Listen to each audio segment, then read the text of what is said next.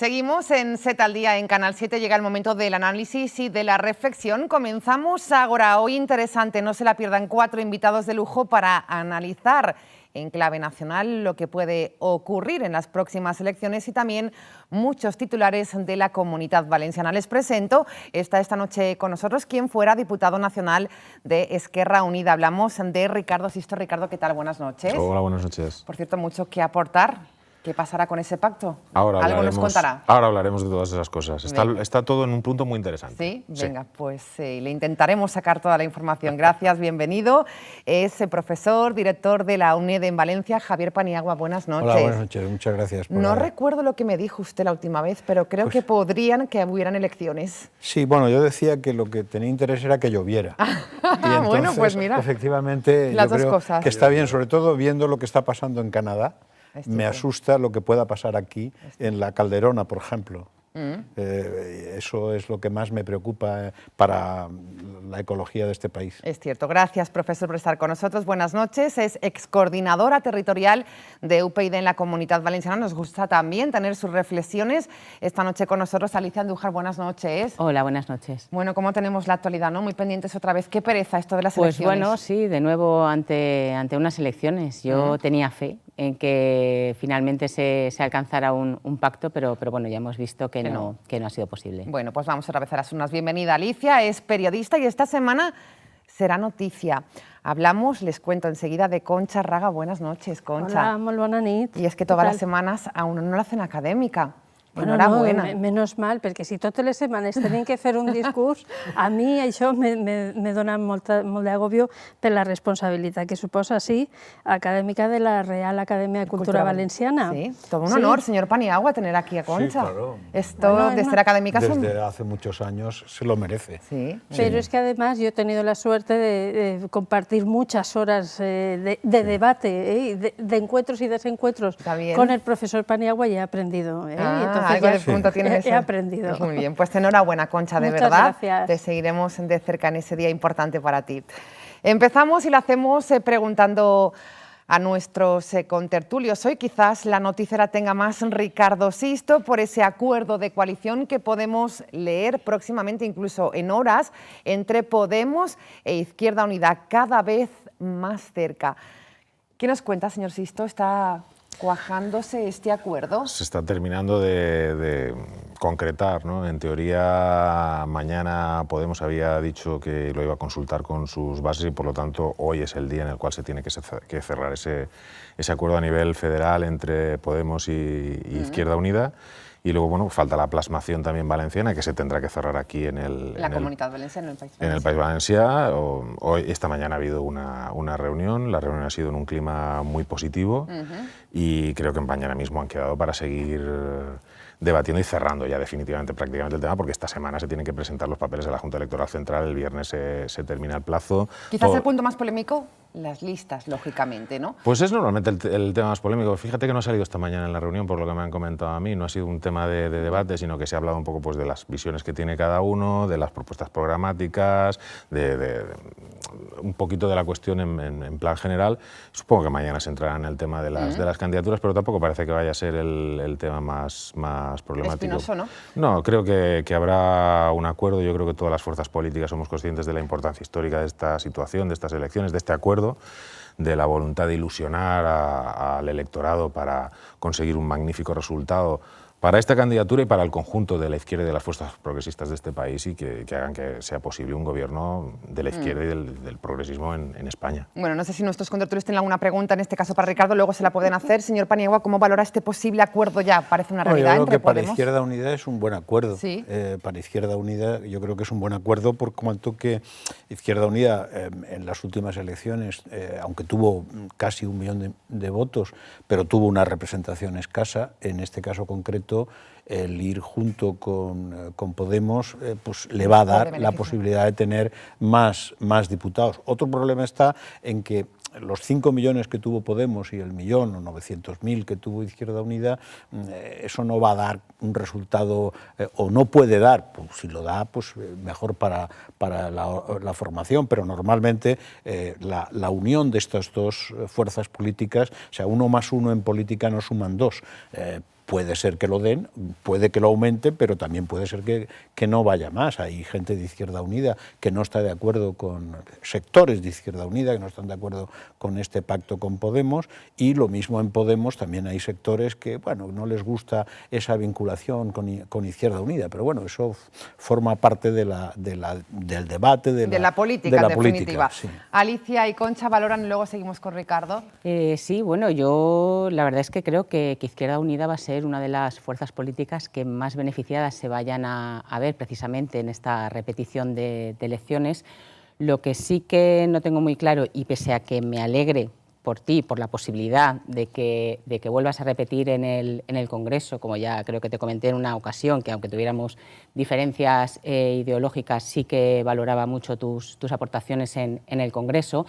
Lo que sí que me da la impresión es que la afiliación de Izquierda Unida no está tan emocionada como los que habéis sido representantes o posibles representantes institucionales, porque el resultado de la consulta, bueno, sí, fue un 85% que apoyó esa posible unión con Podemos, pero la participación fue muy baja, un 28% yo creo que no es representativo, y a mí lo que me da a entender es que la mayor parte de los afiliados de Izquierda Unida no están tan satisfechos con esa posible coalición Ricardo, ¿se ve así con Podemos? Posición?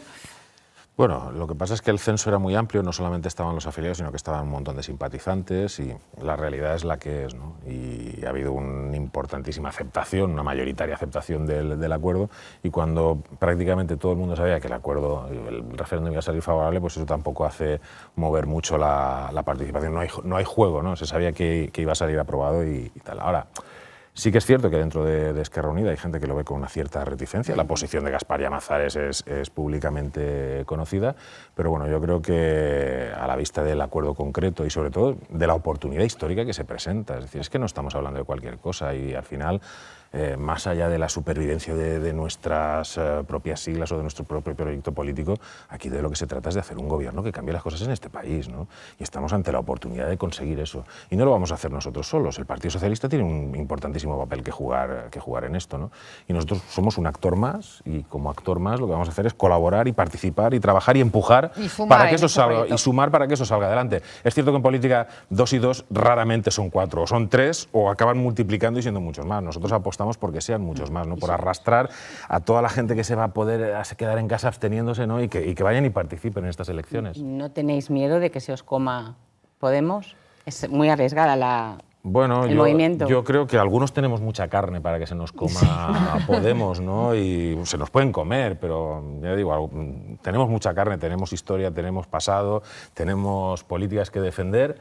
Y bueno, y seguiremos donde hemos estado. Yo llevo muchos años en la mateixa rachola d'Hug molts anys. Sí, esto lo importante no es que tengáis mucho pasado, sino que tengáis mucho futuro, ¿eh? Pero lo que nos llega a los ciudadanos de este posible pacto es una disputa por números, por posición en listas. Izquierda Unida propone 1 por cada 6, Podemos 1 por cada 9, y en qué lugar van colocándose. Eso es lo que nos está llegando a los ciudadanos.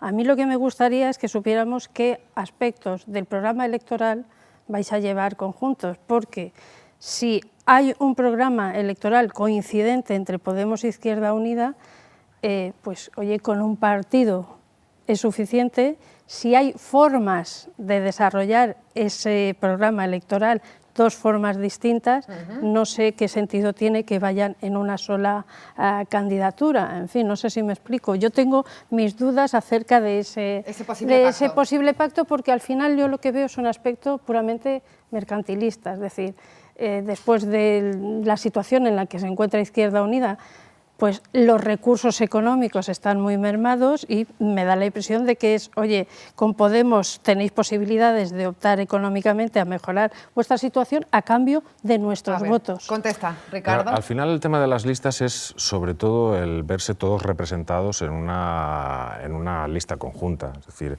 cuando se trata de ver cómo se organiza la lista, en qué puestos se van, es sobre todo para que todas las fuerzas políticas se vean representadas, porque los electores al final van a ir a apoyar una candidatura electoral si ven su sensibilidad, su partido, su ideología tradicional representada en esa candidatura. Y eso es sobre todo el problema en cuanto a las candidaturas. El tema en cuanto al programa electoral, pues es la cuestión fundamental. Y con Podemos hay una serie de cosas que nos unen, ¿no? Por ejemplo, la defensa de lo público o la lucha contra los desahucios. Hay determinadas cosas que nos unen y hay determinadas cosas en las cuales tenemos una posición política separada. ¿Cómo cuáles? Como por ejemplo en el tema de la República. Nosotros somos una fuerza política republicana que apuesta por una forma republicana para España, por un referéndum sobre la forma de Estado. O por ejemplo el tema de la OTAN. Nosotros nacimos al calor del referéndum contra la OTAN, nosotros estamos en contra de la pertenencia de España a la estructura de la OTAN y sin embargo Podemos lo ha aceptado, incluso ha llevado un militar en sus candidaturas, ¿no? Hay cosas que nos unen y hay cosas que nos diferencian. Habrá un programa de mínimos comunes que luego supongo que habrá que negociar con el Partido Socialista a la hora de trazar un gobierno para España, y habrá otras cosas en las cuales nosotros vamos a seguir defendiendo nuestras posiciones políticas. Profesor, como no puede ser de otra ¿es cierto manera. que el ciudadano puede tener esa sensación que decía Concha, de reparto Bueno, de sí, sitios? puede haber ciudadanos, hay muchos, y efectivamente lo que dice Concha puede ser verdad, que haya una parte de ciudadanos que lo perciban de esa manera. A mí me interesaría más que, aparte de las cuestiones de esto de la OTAN y de la República, que son de alguna manera cuestiones secundarias, porque eso también ocurre en otros partidos. Quiero decir, dentro de la misma Izquierda Unida hay gente que no cuestiona la monarquía, porque ya Carrillo en su momento aceptó la monarquía en su momento, y parte de Izquierda Unida, que viene del PC, no cuestiona la monarquía. Puede haber una mayoría. Lo de la OTAN, bueno, de la OTAN aquello fue un referéndum. También he de decir que en la época de Almunia se hizo una especie de alianza política que no resultó, desde el punto de vista, como decía antes, electoral.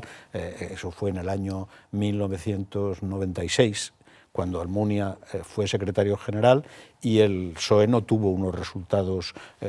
Se trató de hacer también en algunos sitios candidaturas, sobre todo en el Senado, candidaturas conjuntas, y aquello pues no funcionó. Con Paco Frutos.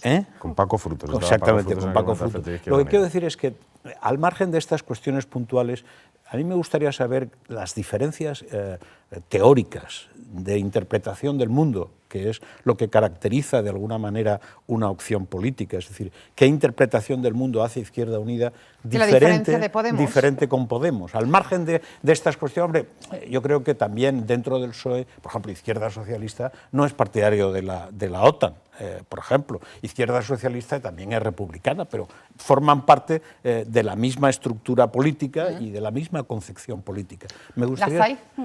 Nosotros tenemos una raíz marxista, nosotros tenemos una raíz de defensa de los intereses de la clase trabajadora, ¿no? Una raíz muy anclada en unos principios históricos muy conocidos por la población.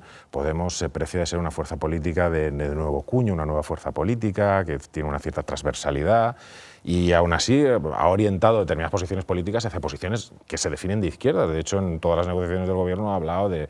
Se ha movido también en el eje izquierda-derecha, ¿no? Hay coincidencias en determinadas cuestiones, y luego hay posiciones nuestras que son irrenunciables porque son nuestros principios fundacionales. Vamos, es la ideología de las personas que estamos en Izquierda Unida, en el tema de la República, en el tema de la OTAN o en el tema de la nacionalización o la presencia del Estado en los principales medios de producción del Estado, que para nosotros es algo fundamental, ¿no? El recuperar la presencia del Estado en sectores estratégicos de la economía, de la banca, de la producción de la energía y demás, que no coincidimos tanto con Podemos, coincidimos menos con el Partido Socialista, que en ese sentido se ha posicionado más a favor de la liberalización del mercado y de la presencia de lo privado en los sectores estratégicos de la economía, pero bueno, tendremos que... todas esas visiones habrá que ir cuajándolas si queremos hacer un gobierno anclado en la izquierda, vamos. Quería preguntarle respecto a Cataluña, que además hoy ha adelantado ya un borrador de Constitución catalana, ¿no? ¿Cuál es la posición de Izquierda Unida en torno a la situación que se ha generado en Cataluña? Nosotros siempre hemos tenido una posición de construcción federal del Estado. Nosotros no estamos por la ruptura del Estado español, sino por la construcción de un Estado español en el que todas las naciones que existen en su interior sean capaces o seamos capaces de convivir, porque entendemos que nuestros intereses fundamentales son los intereses de clase. No son independentistas, por tanto. No, un trabajador catalán, igual que un trabajador valenciano o un trabajador andaluz, necesitan unas condiciones mínimas de trabajo, de estabilidad, de salarios y demás, y que eso no se va a conseguir más o mejor porque se independice Cataluña. ¿Qué propone Podemos? Para nosotros es una cuestión fundamental que Cataluña o el País Vasco, si quieren Alicia celebrar un Hacienda. referéndum, Sí. se puede hacer. Ahora, si se hace ese referéndum que nosotros defendemos que se haga, siempre votaremos en contra de la independencia. Nosotros estamos por construir un Estado federal. Bueno, pues veremos qué pasa con ese acuerdo de coalición entre Podemos e Izquierda Unida. Las listas o no en las próximas horas se resolverá y podría beneficiar en este caso a Ricardo Sisto, que iría en listas desde la Comunitat Valenciana. Veremos qué ocurre. En el Senado, Alicia Andújar, también voces que apuntan a que hoy precisamente Antonio Montiel, cada vez más cerca de esa presión de Chimo Puig y Mónica Oltra, negocian ya la lista conjunta al Senado. ¿Cómo se ve esta posibilidad, una lista de izquierdas unitaria? Se ve, vamos a ver, yo creo que si algo va a dar lugar, aparte del fracaso que supone de la política, el hecho de que tengan que repetirse unas elecciones por la incapacidad manifiesta de los políticos de llegar a un pacto de gobierno, yo creo que si algo les va a permitir a los partidos va a ser subsanar, entre comillas, aquellos errores que pudieran haberse cometido y, bueno, errores, cuando digo errores me refiero a que les haya producido un resultado que no fuera el deseado para ellos. En este sentido... En este caso hablamos del PSOE claro, y del Senado. Del PSOE y del Senado. El PSOE no llegó a sacar senador por la provincia de Valencia y, obviamente, es el mayor interesado en subsanar esa situación y conseguir, pues bueno, presentarse una coalición, candidatura de izquierdas. Una candidatura que permita que bueno, me imagino que será que colocar a su senador, que entre seguro, y luego los demás pues ya se verán. El mensaje de Chimo Puig defendía precisamente esta candidatura de izquierdas, dice que va a ser fundamental una mirada progresista y valencianista en cuestiones esenciales como la financiación autonómica, la deuda histórica y la infrainversión, con una mirada claramente social. Señor Paniagua, ¿cómo ve esta posible candidatura conjunta al Senado? Pues si se considera que es adecuada y que al mismo tiempo las distintas fuerzas políticas pues llegan a un acuerdo, pues bien. Esto lo va a entender el ciudadano, es un poco... ¿El qué? Esto lo va a entender el ciudadano. Hombre, el ciudadano entiende todo lo que se admita por su parte, es decir, lo votarán o no, pero en el momento en que lo voten y sea mayoritario, lo habrá entendido. Está claro. Quiero pues decir sí, tiene razón. decir, pero bueno, no, me refería así un poco... Yo quisiera confusión. insistir un poco porque Sisto ha planteado el tema del federalismo, por ejemplo, ¿no? Que es que vamos hacia un Estado federal. Esto también lo ha planteado el PSOE, porque el PSOE también históricamente en su congreso del año 1915 y en Cataluña también planteó que somos un Estado federal. Lo que pasa es que, claro, nunca ha definido con qué federalismo se acuesta.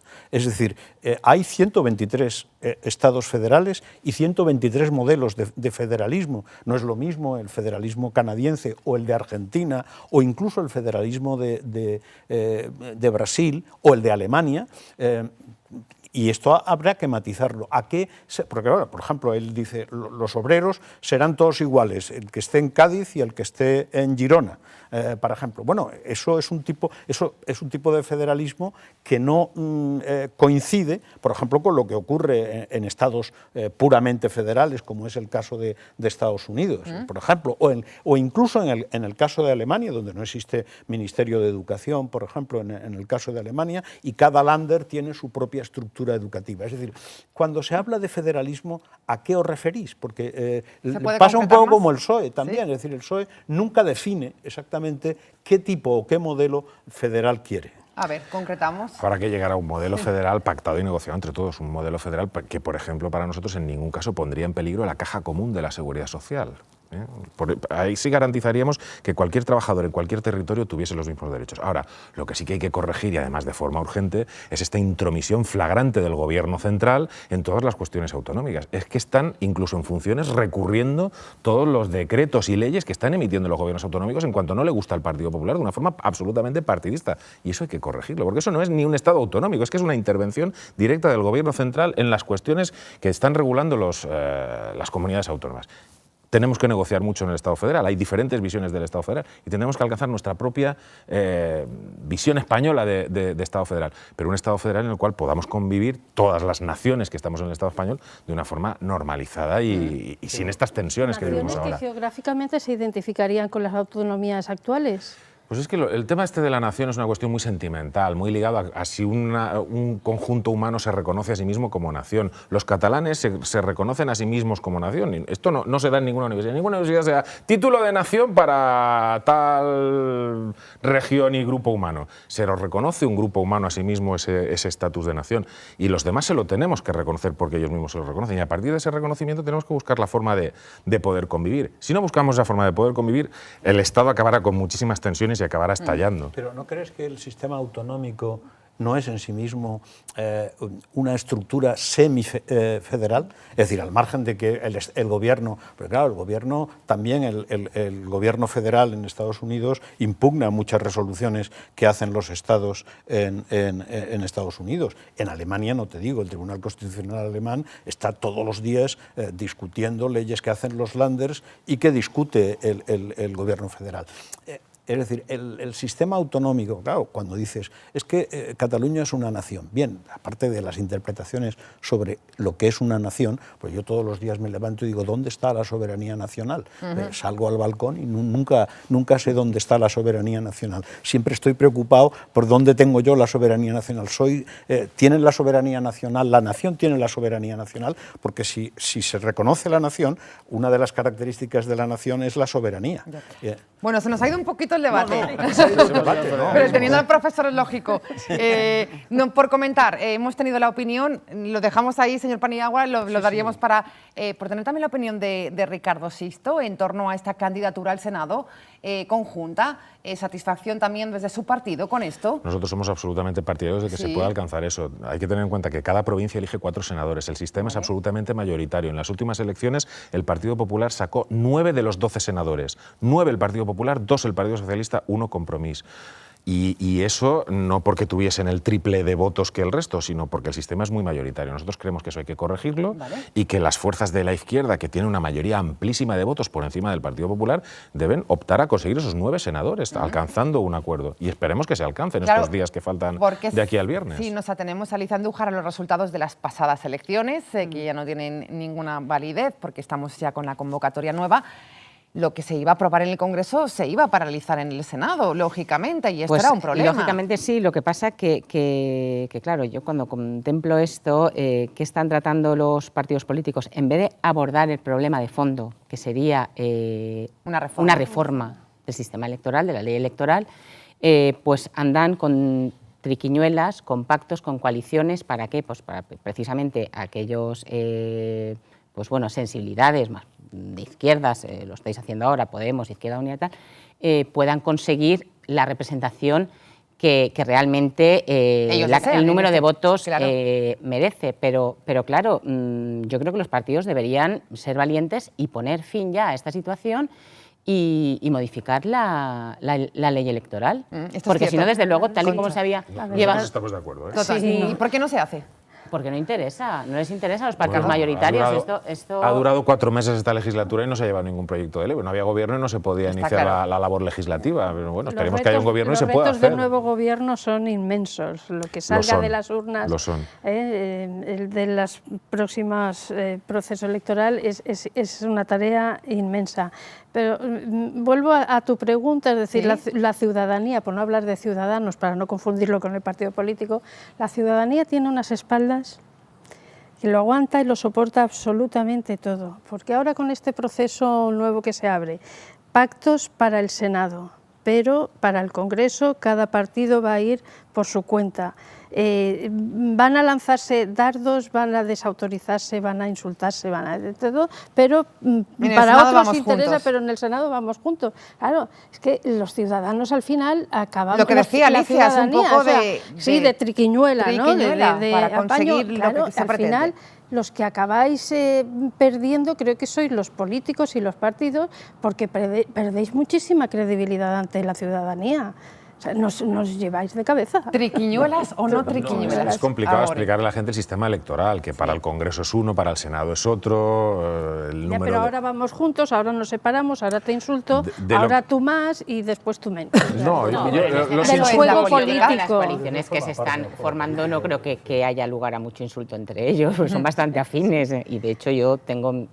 Oye, perdona, miedo Alicia, porque desaparezcáis, sinceramente te lo digo, Ricardo. Antonio Montiel la semana pasada estaba poniendo a caldo a Chimo Puig ante la posibilidad de ir juntos al Senado y ahora ya está reculando. Antonio Montiel también es un verso suelto dentro del entramado del Pacto del Botanic. Esto forma parte de la democracia, es decir, los partidos políticos son fundamentales para articular las opiniones de los ciudadanos y por lo tanto lo mismo que los ciudadanos entre ellos tienen sus disidencias, sus afines y tal, pues los partidos políticos representan en gran parte lo que hay en la sociedad y en los ciudadanos. Esto es lo normal en lo que ocurre en Francia, que se une la derecha, que se une la izquierda, lo que ocurre en Alemania. Es decir, esto forma parte del tinglado, como se quiera, de la vida política. Del entramado político. Del entramado político.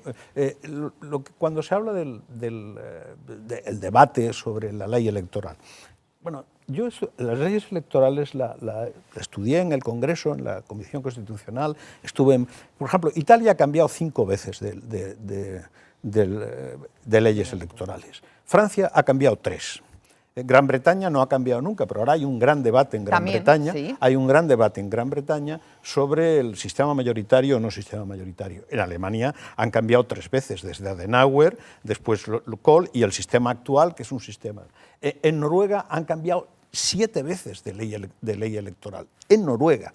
Quiero decir que no hay ninguna ley electoral que tenga una consistencia durante muchos años. Siempre se discute. Importante, sí. Siempre se discute. A nosotros nos ha venido bien esta ley electoral hasta que se ha empezado a discutir, pero hasta ahora, desde los 37 años, cuando se hizo esta ley electoral, que fue la ley de Ont en las primeras elecciones del año 77 hasta ahora, bueno, pues con las dificultades. El que no saca, pues naturalmente quiere que se cambie la ley electoral. Esto hombre, ha venido bien al sistema bipartidista y para darle una estabilidad a los gobiernos. Claro. Hasta ahí te lo puedo reconocer, pero ha tenido un gravísimo fallo en la proporcionalidad de la representación. Bueno, fundamentalmente hemos sido fuerzas como UPyD o como Izquierda Unida los que históricamente hemos pagado el tener un importante número de votos y un pequeñísimo número de diputados. Entonces, eso hay que corregirlo. Sí, bueno, pero aquí se optó por la tradición que había en España, se optó fundamentalmente por la estabilidad de los gobiernos. Es decir, conociendo la historia de la Restauración, de nuestro siglo XIX, tenía una lógica. Pero había que haber introducido, y es necesario introducir mecanismos que corrijan eso. Y no hagan esta discriminación de proporcionalidad que existe entre unas fuerzas y otras. En el caso de Italia, que es un caso donde había una gran proporcionalidad, las leyes fueron hacia que no hubiera esa proporcionalidad. Es decir, que cuando existe un tipo de ley electoral, generalmente al cabo del tiempo esas leyes electorales son discutidas. Es decir, ahora hemos discutido esta y probablemente si se cambia dentro de unos años habrá que ponerla. No hay sistemas perfectos, pero por ejemplo en el sistema electoral español, introduciendo una modificación por la cual adecuemos la circunscripción electoral, que ahora mismo es la provincia, y lo determina la Constitución, no la LOREG, sino que lo determina la Constitución, la adecuásemos a la comunidad de la República. Si la adecuásemos a la comunidad autónoma, que es la realidad territorial del Estado, es decir, que los diputados y los senadores, en lugar de elegirse por Castellón, Valencia y Alicante, se elijan por el territorio valenciano, no es que fuesen totalmente diferentes, es que serían más proporcionales. Y a lo mejor no dañaríamos el que hubiese unas mayorías para dar una estabilidad al gobierno, pero sí que introduciríamos una mayor proporcionalidad, que es una cuestión básica. Y luego está la modernización necesaria, es decir, tenemos un sistema electoral de vía papeleta y tal, que además está dañando a los votantes españoles que están en el extranjero, que es necesario, que es otro problema, pero hay que introducir en eso también hay que eso se modificarlo. cambió precisamente por Izquierda Unida, porque en el Parlamento se cambió, lo digo pero nosotros votamos en contra esa Sí, modificación, pero salió adelante con los votos del Partido Popular, del Partido Socialista. El Partido Socialista ha dicho ya que se arrepiente de aquella votación porque efectivamente al final se ha echado a pero el que buena lo parte de planteó, los electores que están en el fue extranjero. por la corrupción que había, Sí, en había gran parte. No era un planteó. sistema tremendamente limpio, había que necesitaba mejoras. Y lo planteó Izquierda Unida con toda la razón en ese sentido. La Es decir, reforma de la ley electoral lo abordaremos seguramente en próximos programas. 10 minutos finales de la tertulia y no quisiéramos acabar sin comentar lo que pasaba hoy en las Cortes Valencianas. Han aprobado el borrador de la nueva ley de Radio Televisión Valenciana, eso sí, con el rechazo del Partido Popular. PSOE, Compromís y Podemos avanzan ya en la reapertura del nuevo ente, mientras Ciudadanos se ha abstenido. Concha, Alicia, ¿cómo se ve un nuevo paso? Sí, un nuevo paso en este proceso de reapertura de Canal Nou, que todavía está también por definir cómo va a ser esta nueva televisión. Vamos a ver, Ciudadanos ha facilitado con su abstención que salga adelante y, lógicamente, el voto en contra del Partido Popular, que fue quien cerró Radio Televisión, no podía ser de otra manera, es absolutamente coherente. Hombre, yo todo lo que sea trabajo y sobre todo para nuestra profesión, ¿no?, para los periodistas tan castigados por esta crisis, pues será bienvenido. Ahora veamos qué contenidos, cómo se va a hacer y a qué personal se va a disponer. Yo creo que aquí está un poco la polémica del Partido Popular. Yo creo que el Partido Popular la cerró en el momento que dejó de controlarla, porque las emisiones que de un día para otro pasaron a estar en negro, es decir, con independencia de eso, pero lo que fue dejar de emitir se produjo en el momento que el Partido Popular dejó de controlar Canal Nou, o los periodistas que trabajaban en Canal Nou. Yo espero que la próxima televisión valenciana que tengamos los valencianos pues sea desde luego una televisión independiente y una televisión que compagine ambas lenguas, que no sea únicamente en valenciano, porque hay una parte de población también aquí en la comunidad que es castellano parlante.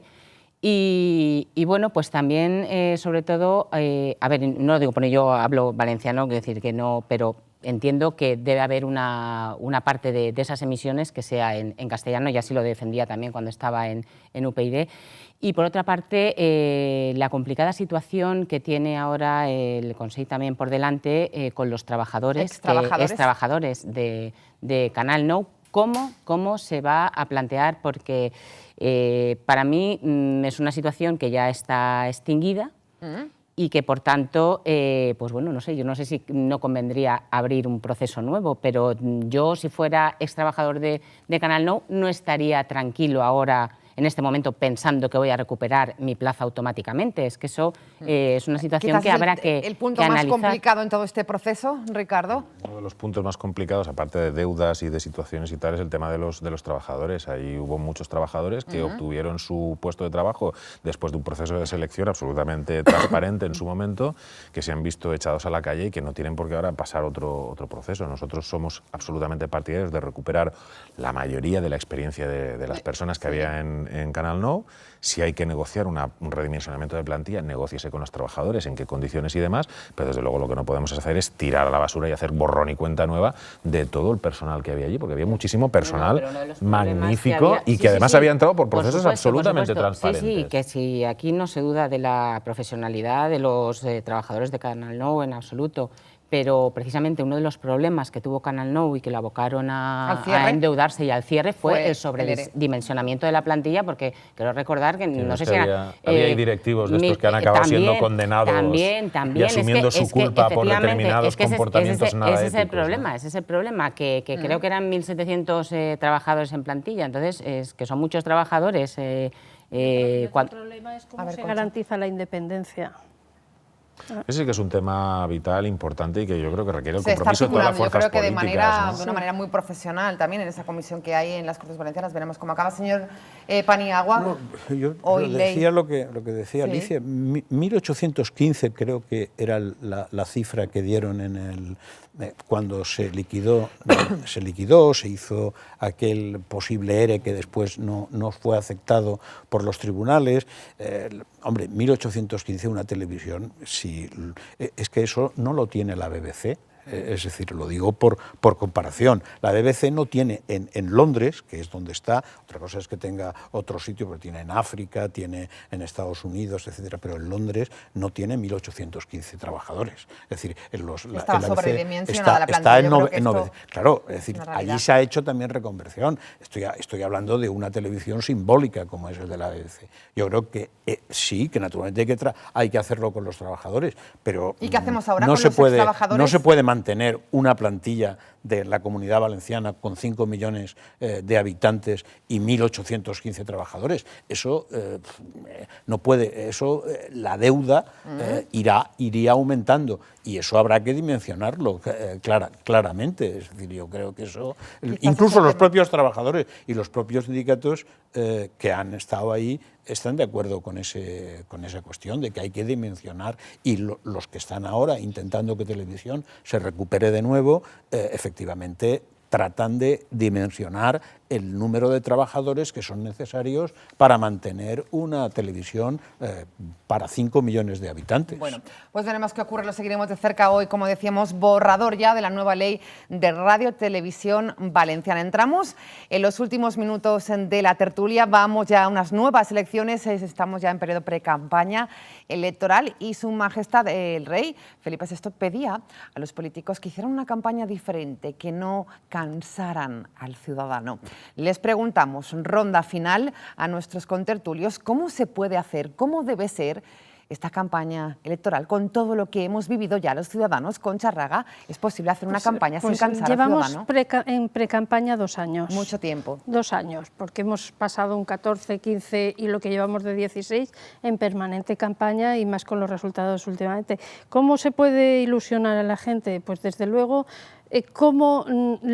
no sé lo que se debe de hacer, porque también es otro de los retos que tienen los partidos políticos, para no cansar, pero lo que no se tiene que hacer es insultar, es decir, lo que hay que hacer es respetar al oponente, hablar de programas de futuro y no de pasado, y evitar el "y tú más", que parece que es inevitable. Bueno, pues gracias, Concha Raga. Esperemos que se cumpla esas premisas que nos ha dado Alicia Andújar. ¿Cómo se puede hacer esta campaña? Creo que el debate siempre enriquece, ¿no?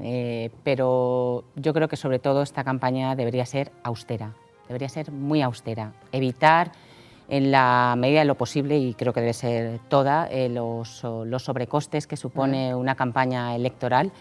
Y dado que, bueno, si es que tampoco creo que vaya a cambiar enormemente la situación, yo creo que los porcentajes van a ser poco más o menos los mismos, y bueno, pues lamentar que los políticos hayan trasladado de nuevo la pelota al tejado de los ciudadanos, porque bueno, yo sobre todo me lo planteo esto como una especie de experimento sociológico, a ver cómo reacciona el pueblo español ante el órdago que le han lanzado los políticos diciendo, oiga, no me gusta cómo ha votado usted, vote de otra forma, que no soy capaz de llegar a un acuerdo. Gracias, Alicia Andújar. Muy breve, señor Paniagua. Sí. ¿Cómo debe ser esta campaña? Bueno, la ley del silencio. Yo creo que si los partidos políticos establecieran una ley del silencio y no dijeran nada, yo creo que los ciudadanos se tranquilizarían y votarían pues con las opciones que ya tienen muy recomendada. La ley del silencio, es una de las buenas posibilidades. Gracias, señor Paniagua. Profesor, muy breve, Ricardo Sisto. Hay que hablar y que cambiar. Yo creo que hay cosas que van a cambiar. Es decir, la campaña tradicional de cartelería, vallas y tal, eso va a desaparecer. Se va a mantener una parte que es la de mayor gasto, que es el tema del mailing y demás. Y luego, sobre todo, la campaña va muy orientada a los medios audiovisuales, a los debates, a las tertulias, a todo este tipo de nuevas formas de comunicación, que es a través de la forma de que la gente acaba informándose y teniendo una opinión. Es decir, vamos a ir evolucionando poco a poco y la asignatura pendiente sigue siendo el mailing y la producción de papeletas. Bueno, gracias, Ricardo Sisto. Le esperamos pronto. Buenas noches también. Gracias a los cuatro. Nos vamos, lo hacemos con las imágenes intensas y sonidos que nos deja esta jornada de lunes. Mañana volvemos con nuevos contenidos, nuevas tertulias. Gracias por estar ahí. Buenas noches. Bona nit. Aquest ha sigut l'eix sobre el que hem treballat, la millora de prestar este servei per als veïns i veïnes de la ciutat de València i d'aquells ciutadans que vulguin visitar-la i vulguin fer ús d'aquest pàrquing de Brujas. Que ens gastarem molts milions d'euros, però hi va haver una senyora que era una antecessora d'este alcalde que va signar que això era una qüestió municipal y, per tant, l'hem d'assumir com a qüestió municipal. Al final estamos pidiendo condiciones más justas para los trabajadores y trabajadoras del sector. Sabes que hay pues muchísima inseguridad también que afecta, que puede afectar también a los propios usuarios de los servicios en toda Europa. No es una cosa que sea exclusivamente nuestra y estamos teniendo una respuesta bastante activa y bastante positiva, la verdad.